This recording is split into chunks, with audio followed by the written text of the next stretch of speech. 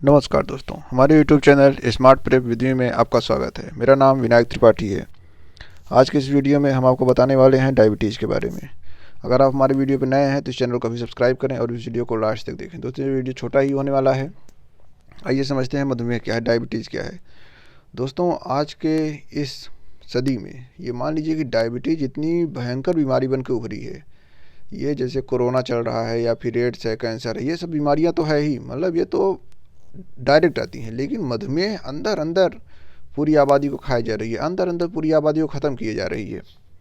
क्योंकि ये ऐसी बीमारी है, जैसे कि इसको हम बताते हैं आपको। शुरू करते हैं डायबिटीज़ के बारे में, तो स्टार्टिंग से ही समझते हैं सब कुछ। दोस्तों, यहाँ पे हम बता देते हैं डायबिटीज़ डे कब मनाया जाता है, वर्ल्ड डायबिटीज़ डे। तो ये आप देखिए कि 14 नवंबर को, 14 नवंबर world diabetes day, world diabetes day. और ये दोस्तों किस तरह की बीमारी है? Non communicable, non communicable disease. अब नॉन कम्युनिकेबल का मतलब क्या है? एक एग्जांपल देते हैं, आप तुरंत समझ जाएंगे। जैसे कोरोना कम्युनिकेबल है, एड्स कम्युनिकेबल है, डायबिटीज़ नॉन कम्युनिकेबल है। मतलब एक आदमी से दूसरे आदमी में ऐसे नहीं फैलती कि ब्लड टच हो जाए या सांस में, छींकने में, ड्रॉपलेट्स में, ऐसे नहीं। आइए समझते हैं बीमारी होती कैसे है, क्या है, कैसे होती है, कैसे रोकथाम किया जा सकता है, कारण क्या है इसके, ये सब समझेंगे बारी बारी से। तो देखते हैं दोस्तों, हमारे बॉडी में क्या है कि हमारी बॉडी चलती है एनर्जी से, और एनर्जी किससे आती है? शुगर से। शुगर किससे आता है? ग्लूकोज से। तो जब हमारी बॉडी शुगर से चलती है, अब शुगर की मात्रा को कम करना है कि ज़्यादा करना है? क्योंकि आप जानते हैं हर चीज़ की मात्रा अगर अपने आवश्यकता से ज़्यादा हो जाएगी तो वो बॉडी को नुकसान करती है। वही चीज़ यहाँ शुगर के साथ भी है। ये बहुत इंटरेस्टिंग कहानी है। अब इसमें देखते हैं, शुगर जैसे हमने अपने खाने में लिया, कुछ भी किया, तो वो शुगर कुछ तो यूज़ हो गया, कुछ स्टोर हो गया। जितना ज़रूरत है उतना यूज़ हो गया, नहीं तो स्टोर हो गया बॉडी में, आगे यूज़ होता है। अब दोस्तों इसमें देखिए, इंसुलिन सबसे इम्पॉर्टेंट चीज़। इंसुलिन क्या है? हमारे बॉडी में पैनक्रियाज, यहाँ से इंसुलिन का प्रोडक्शन होता है। इसको हम हिंदी में भी लिख देते हैं, अग्नाशय। यहीं से इंसुलिन का प्रोडक्शन होता है। अब इंसुलिन क्या करता है हमारी बॉडी में? जैसे मान लीजिए बॉडी का लेवल, बॉडी में शुगर है, कुछ भी है, शुगर कम ज़्यादा क्या कैसे है, इंसुलिन बैलेंस करता है बॉडी को। हमारे बॉडी की जो मेटाबॉलिज्म है उसको इंसुलिन बैलेंस करता है। अब इंसुलिन करता क्या है? जैसे कि मान लीजिए हमारे बॉडी में शुगर का लेवल जा रहा है, तो उधर से इंसुलिन आएगा। इंसुलिन शुगर के लेवल को मेंटेन करेगा कि शुगर ज़्यादा ना हो जाए, शुगर कम ना हो जाए, ये सब। तो ये सब तो नेचुरल क्रिया है, चलती रहती है बॉडी में।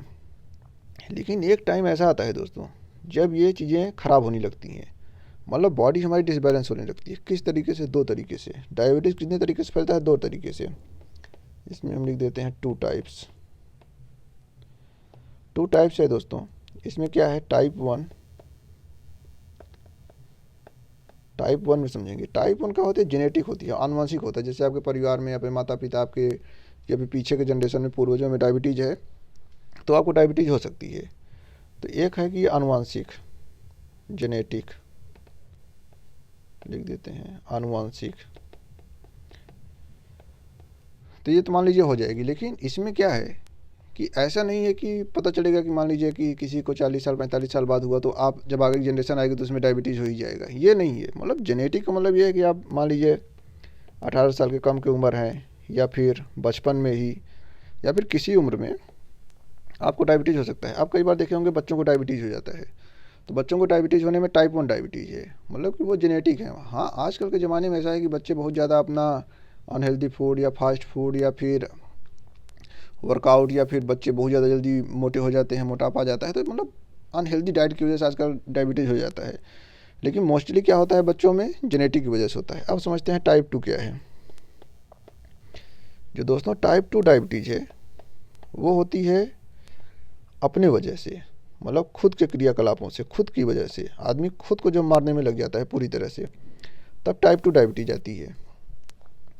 यहाँ पर क्या है, जैसे मान लीजिए बॉडी सही चल रही है, ये क्या होता है ज़्यादातर जब 14 ईयर की एज हो जाती है, 40 नहीं 40, ग्रेटर देन या 40। तो यहाँ पे क्या होता है दोस्तों, जैसे कि मान लीजिए जब हम 20 साल, 25 साल, 30-35 साल के रहते हैं तो हम कुछ वर्कआउट करते रहते हैं, भागते रहते हैं, दौड़ते रहते हैं, लेकिन जैसे जैसे हमारी उम्र बढ़ती जाती है तो हम धीरे धीरे शिथिल होते चले जाते हैं। तो जो लोग ज़्यादा वर्कआउट नहीं करते या फिर अपने बॉडी लैंग्वेज पे ध्यान नहीं देते या फिर अपने खान पान पे ध्यान नहीं देते, रहन सहन पे ध्यान नहीं देते, वहाँ पे ये दिक्कत आनी शुरू हो जाती है। क्योंकि खाने पीने में लोग परहेज़ नहीं करते, खाने पीने की डाइट फिक्स है, लोग खाना खाते ही हैं, भूख लगती ही है। तो इन सब क्रियाओं में क्या होगा, आप शुगर तो ले रहे हैं लेकिन उसका यूज नहीं कर रहे हैं, आप एनर्जी के रूप में कहीं से उसको बाहर नहीं निकाल रहे हैं, कोई ऐसा काम नहीं कर रहे हैं जिससे कि शुगर लेवल मेंटेन हो। तो इसमें क्या होता है कि मोटापा आ जाता है। मोटापा आप लोग जानते ही होंगे, या फिर आपका खान पान नहीं ठीक है, अनहेल्दी डाइट्स, या फिर ओबेसिटी, मोटापा, या फिर आप फिजिकल वर्कआउट नहीं कर रहे हैं, फिजिकली रूप से आप इनएक्टिव हैं। तो इन सब चीज़ों से क्या होगा, आपको डायबिटीज़ टाइप 2 आ जाएगी। टाइप 2 में क्या है दोस्तों, समझते हैं इसको। जैसे मान लीजिए आपने शुगर को स्टोर किया, बहुत सारा आपने फास्ट फूड खाया या फिर शुगर की कोई चीज़ें ऐसी खाई जिसमें शुगर आपको बॉडी में स्टोर हो रहा है, आप वर्कआउट नहीं कर रहे हैं। तो इंसुलिन पे क्या होगा कि इंसुलिन की एक सीमा है, जैसे पैंक्रियाज है, इंसुलिन निकाल रहा है, आप जितना शुगर आप बॉडी में रिलीज हो रहा है, इंसुलिन उसको मार रहा है, इंसुलिन मार रहा है। अब एक सीमा आप जानते ही हैं, एक सीमा आएगी कि कोई चीज़ कंट्रोल से बाहर हो जाती है। तो इंसुलिन के साथ भी वही होता है कि इंसुलिन तो प्रोडक्शन है, लेकिन होता क्या है कि यहाँ पे शुगर का लेवल बढ़ता चला जाता है तो इंसुलिन कम पड़ जाती है। तो इसीलिए देखते होंगे कि शुगर तो हो ही गया, फिर मतलब मधुमेह तो हो ही गया, अब लोग देखते हो कई बार शुगर का या फिर इंसुलिन का इंजेक्शन लगवाते हैं। इंसुलिन के इंजेक्शन में क्या है, जब बॉडी खुद उतना प्रोडक्शन नहीं कर पा रही जितना आपको इंसुलिन की ज़रूरत है, तो बाहर से आपको इंसुलिन लेना पड़ता है, वो इंसुलिन जाके मेंटेन करता है बॉडी को, इंसुलिन को। इसलिए आप देखते हो कई बार इंसुलिन की सुई लगनी शुरू हो जाती है लोगों में, कुछ दिन तक लगती है, किसी को परमानेंट लगनी शुरू हो जाती है। तो आप यहाँ समझ सकते हैं इंसुलिन क्यों लगाया जाता है। जो हमारी बॉडी खुद इंसुलिन का प्रोडक्शन उतना ज़्यादा नहीं कर पाती जितना ज़रूरत होती है, तब बाहर से इंसुलिन लेना पड़ता है। टाइप 1 इसमें क्या है दोस्तों, टाइप 1 में यहाँ पे इंसुलिन का जो प्रोडक्शन है वो जेनेटिकली रूप से डिसऑर्डर, मतलब जेनेटिकली रूप से डिसबैलेंस हो जाता है। और टाइप 2 में क्या है, इंसुलिन को हम खुद बिगाड़ देते हैं, तो हमको बाहर से इंसुलिन लेना पड़ता है। अब दोस्तों ये सब चीज़ें समझ चुके, अब थोड़ी टेक्निकल जानकारी को समझते हैं। टेक्निकल जानकारी में क्या है, यहाँ पे देखते हैं इसकी खोज, देखते हैं खोज कब हुई। इसकी खोज दोस्तों 1921 में हुई। खोज किसने किया, फ्रेडरिक बेंटिंग नाम था उनका, डॉक्टर फ्रेडरिक बेंटिंग। दोस्तों ये खोज इतनी इम्पॉर्टेंट थी कि बाद में इनको नोबेल भी मिला। आप समझ सकते हैं, डायबिटीज़ आप खुद ही देख सकते हैं, डायबिटीज़ आज के ज़माने में कितनी खतरनाक है। जिसको डायबिटीज़ हो जाती है उसका पूरा बॉडी इतना जल्दी डिक्रीज करता है, मतलब हेल्दी आदमी एक तरह से पूरी तरह से मान लीजिए दुबला पतला हो जाता है। कैसे हो जाता है, क्योंकि इंसुलिन का प्रोडक्शन इतना कम हो जाता है, बाहर से इंसुलिन लेना पड़ता है, या फिर शुगर की वजह से वो खाना पीना छोड़ देता है कि उसके बॉडी में शुगर कम हो जाए। लेकिन एक बार अगर इंसुलिन का प्रोडक्शन ख़राब हो गया या फिर डिसबैलेंस हो गया तो फिर आगे दिक्कत देता ही रहता है वो। तो डॉक्टर फ्रेडरिक बेंटिंग ने 1921 में खोज की और 1923 में ही इनको नोबेल मिल गया। नोबेल पुरस्कार आप सब जानते होंगे, हम आगे भी पुरस्कारों पर वीडियो बनाएंगे तो वहाँ भी आपको बताएंगे, लेकिन यहाँ थोड़ा सा बता देते हैं कि 1923 में इनको नोबेल मिला। अब दोस्तों थोड़ा और आगे बढ़ते हैं, इसमें बॉडी में नुकसान क्या है, मतलब कि इसके निगेटिव क्या है, हमारी बॉडी में कैसे नुकसान पहुँचाता है। सबसे ज़्यादा दोस्तों ये नुकसान पहुँचाता है किडनी को, किडनी हो गया, फिर हमारी आँखें हो गई, या फिर कई बार ये स्किन में भी बहुत ज़्यादा नुकसान देता है। थोड़ा और आगे बढ़ेंगे देखेंगे कि ये हार्ट डिजीज़ में भी बहुत ज़्यादा नुकसान देता है, हार्ट डिजीज़ या फिर हार्ट अटैक जिसको कहते हैं।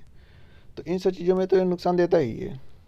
अब थोड़ा समझते हैं कैसे किडनी को नुकसान करता है। अब दोस्तों जो हमारी किडनी है, किडनी का काम क्या है, किडनी जो रक्त है, रक्त को अलग करती है, जो ख़राब चीज़ें आती हैं जैसे यूरिया हो गई, ये सब चीज़ें हो गई। तो जब बॉडी में जब रक्त जाता है किडनी में और शुगर का लेवल उसमें ज़्यादा बढ़ता जाता है तो किडनी पे जोर पड़ता चला जाता है। किडनी पे जितना ज़्यादा जोर पड़ेगा उतनी किडनी खराब होने की संभावना बढ़ जाएगी, क्योंकि किडनी का एक लेवल होता है, अगर उससे ज़्यादा शुगर जा रही है दोस्तों, रक्त को छानने की काम करती है किडनी, नेफ्रॉन उसमें होती हैं, नेफ्रॉन सेल्स जो रक्त को छानती हैं, तो वहाँ पे यूरिया को भी छाना जाता है, शुगर को भी छाना जाता है और भी चीज़ों को छाना जाता है। तो यहाँ पे ये दिक्कत है किडनी। आइस में क्या है, आइस भी बहुत जल्दी ख़राब होती हैं शुगर की वजह से, डायबिटीज़ की वजह से। स्किन में भी कई बार चकत्ते या फिर उसमें एक तरह से मान लीजिए कि वो फटने टाइप की लगने होती जाती है। अब हार्ट डिजीज़ से क्या मतलब है कि जैसे जैसे आपके ब्लड में शुगर की मात्रा बढ़ती चली जाएगी जब ब्लड में शुगर की मात्रा बढ़ती चली जाएगी तो क्या होगा, ब्लड प्रेशर से संबंधित हो जाएगा, और ब्लड प्रेशर सीधे हार्ट अटैक से संबंधित है। अब दोस्तों एक चीज़ और बताते हैं, आपने नोटिस किया होगा लोग कहते हैं कि डायबिटीज़ वालों को गुस्सा बहुत जल्दी आता है या फिर गुस्सा आने से डायबिटीज़ बढ़ जाती है। तो उसका रीज़न क्या है, हमारे बॉडी में एक होता है fight and flight hormone. Fight and flight hormone क्या करता है, जब हमारी बॉडी किसी मतलब ज़्यादा काम करने की कोशिश करती है या फिर बॉडी को ये मैसेज मिलता है कि यहाँ पे एनर्जी की ज़्यादा ज़रूरत है, तो एनर्जी कहाँ से आती है, शुगर से ही आती है। तो बॉडी हमारे बॉडी में ब्लड में शुगर की मात्रा को बढ़ा देती है हमारी बॉडी, और जैसे ही ब्लड में शुगर की मात्रा को बढ़ा देगी तो डायबिटीज़ के पेशेंट पहले से ही हैं, पहले से ही उनके में शुगर ज़्यादा है, तो ये चीज़ें जाके सीधे शुगर को इंक्रीज करेंगे और उधर हार्ट अटैक या फिर इन सब चीज़ों को नुकसान देती हैं। तो इस वजह से लोग कहते हैं कि डायबिटीज़ वालों को ज़्यादा गुस्सा ना है, क्योंकि उनके पहले से ही बॉडी में ब्लड में शुगर है, और गुस्सा होंगे और ज़्यादा ब्लड में शुगर आ जाएगा, क्योंकि फाइट एंड फ्लाइट हार्मोन की वजह से बॉडी को प्रिपेयर करता है, वो ज़्यादा एनर्जी देता है। तो अब ये चीज़ समझ चुके हैं। अब देखते हैं दोस्तों थोड़ी एक और चीज़ देखते हैं, इसमें डायलिसिस सुने होंगे कई बार आप, सही से लिख देते हैं दोस्तों। इस वीडियो को हम ज़्यादा बड़ा नहीं करेंगे, बस जल्द ही इसको ख़त्म करने वाले हैं। तो एक आप सुने होंगे डायलिसिस, इसको देखते हैं क्या है डायलिसिस।